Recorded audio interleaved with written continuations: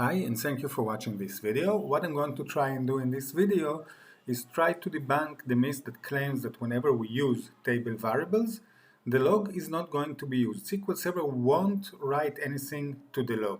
And according to that myth, it makes the table variable much faster than temporary table, because when we use temporary tables and any other tables, by the way, anything will be written to the log, any data modification will be written to the log and to those tables.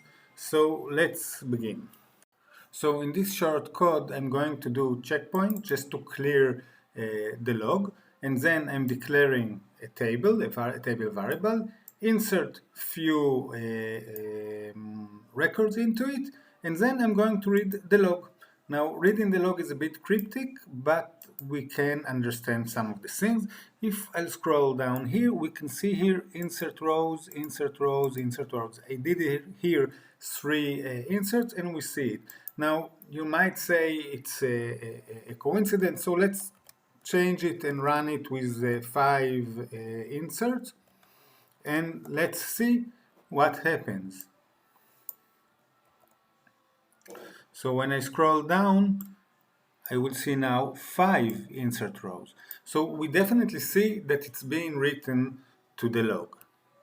So in order to understand why it's written to the log, I want to change a little bit the code and add a few more lines.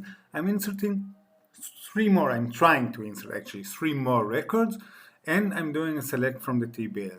Now notice here that I'm inserting 6 twice, but I is actually declared as a primary key, so it should fail. And let's see what happens now.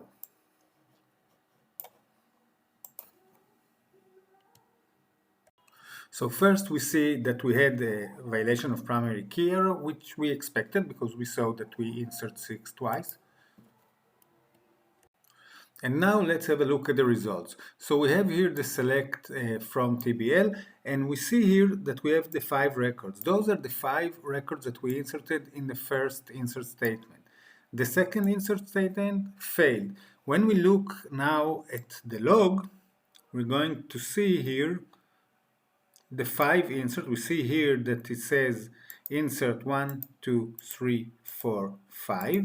Then it does commit because this whole transaction is statement is a transaction on its own. Now is doing another begin exact, and we see 2 inserts. Those are the 6 and the 7 here. And then suddenly delete and delete. Why? Because he tried to insert this one. He got an error because it's a primary key violation. So he needs to return to the table as it was before this statement ran. It inserted 2 records, it's doing twice delete and abort, which means I'm leaving this transaction. So as we can see, it does uses transactions, and for the transactions, it uses the log. Those are not the user-defined transactions, but those are transactions that he has to do it because he cannot go and do only part of the insert statement or part of update statement or delete. If something went wrong in the middle of one of the statements, it has to be all the statement or nothing. So the only way to do it is to write the stuff to the log and then use the log for the rollback. So that's it. I hope you enjoyed it and that you learned from it. Bye.